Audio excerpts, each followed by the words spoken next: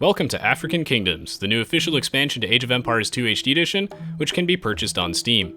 African Kingdoms adds 4 new civilizations, and the focus of this video is going to be on the Ethiopians.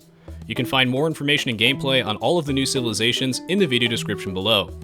I will also have a link to my Twitch TV page, where I stream Age of Empires 2 and other games regularly. So the Ethiopians are classified as an archer civilization. They have 1 unique unit, 2 unique technologies, and 3 civilization-specific bonuses. The first topics that I'm going to cover are their unique unit and technologies, starting with the Shotel Warrior. The Shotel Warrior is a basic infantry unit that has a very high attack stat, moves fast, and is created extremely quickly. It can only be created at the castle, and it costs a modest 50 food and 35 gold to create. Due to its powerful attack, the Shotel Warrior can be devastating to face in melee combat. Shotel Warriors shred right through most infantry units, and anything that they cannot beat one-on-one, they can simply overwhelm with superior numbers. Shotel Warriors could be potentially great counters to units such as Huscarls, Halberdiers, Light Cavalry, Champions, and they also make short work of buildings. However, the Shotel Warrior is extremely easy to kill, which creates a meaningful counterbalance to their cheap cost, high attack, and fast creation speed. An army of archers or hand cannoneers can easily make short work of them. What makes the Shotel Warrior particularly interesting is one of the Ethiopians' unique technologies, Royal Heirs. They can research Royal Heirs in the Castle Age for a cheap cost, and it allows the Ethiopians to create Shotel Warriors nearly instantly. This means that you can drop a forward castle on your opponent and easily flood their base with an instant army of Shotel Warriors. It's not exactly clear yet how powerful this strategy is, but the Ethiopian castle drop should not be underestimated. Their other unique technology, Torsion Engines, is available in the Imperial Age, and it is researched at the castle. Torsion Engines increases the blast radius of all Siege Workshop units, even battering rams. Thankfully, the Ethiopians have access to a full Siege Workshop, which means that they can take full advantage of the improved blast radius on rams, onagers, scorpions, and bombard cannons. While this technology is very expensive, its effect is also very powerful. Torsion Engines allows your onagers and scorpions to easily clear out masses of weaker units, while your battering rams and bombard cannons can eat right through a layer of walls. The high price and power of Torsion Engines is one of the reasons that the Ethiopians become such a late-game threat. Now that I have covered the Ethiopians' unique units and technologies, it's time to move on to their civilization bonuses. The first one is that their archers fire 15% faster, which means that the bonus only applies to archers, crossbowmen, and arbalists. It does not apply to cavalry archers or skirmishers. Regardless, 15% faster firing speed makes Ethiopian archers quite strong, and this bonus becomes even more impactful with careful micro. Their next bonus is that they receive 100 gold and 100 food when advancing to the next age. So far, there has not been a bonus like this in Age of Empires 2, and the possibilities here are endless. With the extra resources, the Ethiopians can advance through the ages extremely quickly. It is even possible to reach the Castle Age between 12 to 13 minutes in with standard settings. When going for a fast Castle Age style build, you could skip researching Loom to leave yourself with 100 gold. Then once you reach the Feudal Age, the extra 100 gold you receive will allow you to advance the Castle Age very early without having to mine any gold.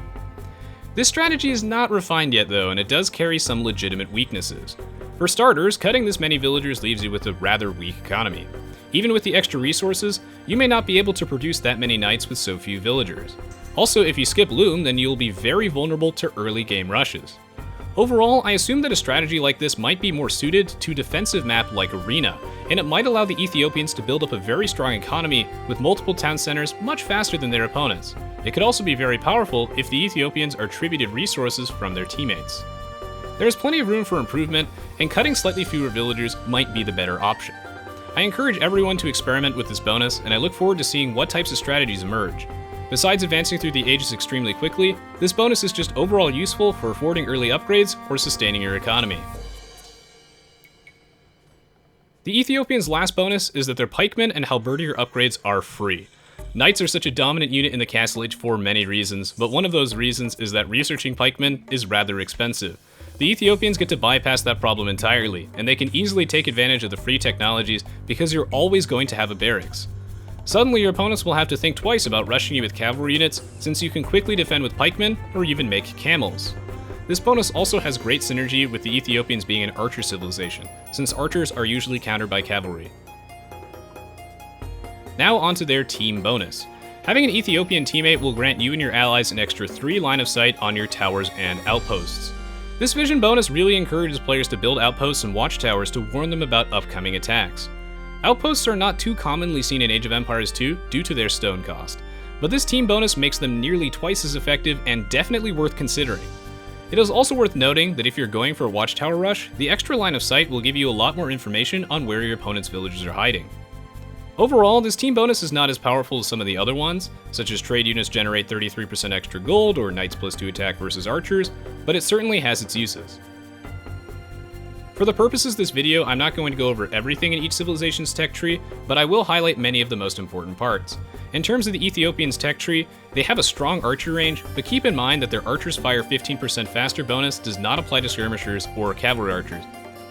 The Ethiopians lack hand cannoneers, but this is fine considering that Shotel Warriors are a reasonably effective answer to most types of infantry units. Onto the barracks, the Ethiopians do not have champions, but Shotel Warriors are still a strong substitute. One of the more notable parts of the Ethiopians' tech tree is actually the exclusion of bloodlines.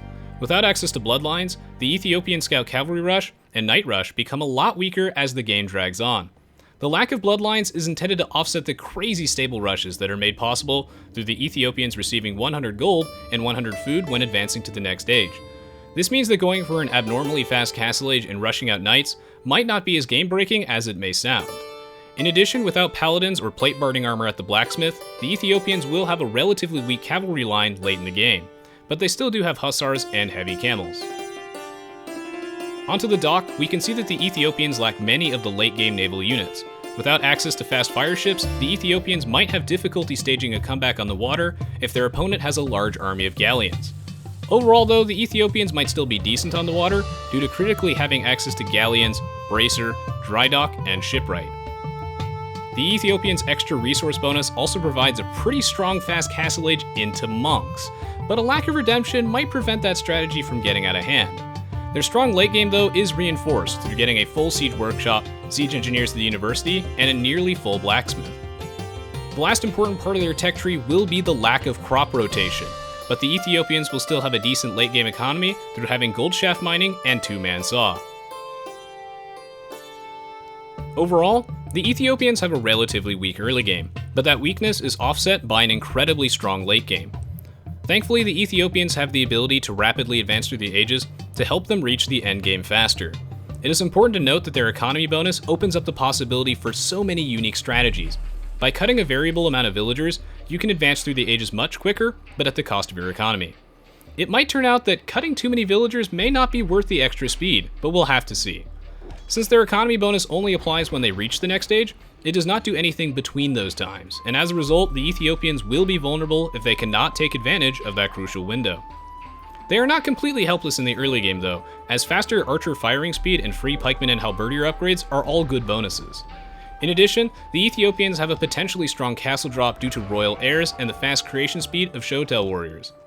And once the Ethiopians develop their economy, fielding out swarms of elite Shotel Warriors will make short work of most armies.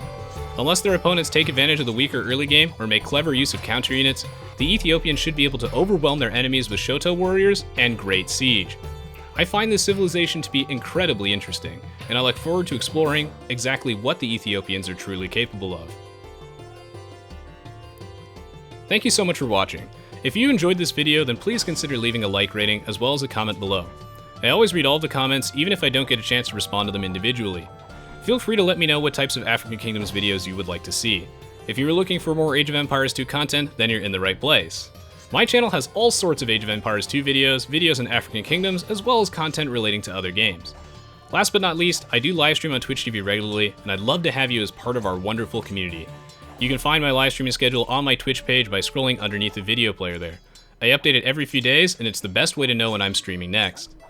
My live streams are also a great place to ask me questions, and for community streams, it is the best place to play with or against me. As always, I appreciate the support, and I'll see you all in the next video.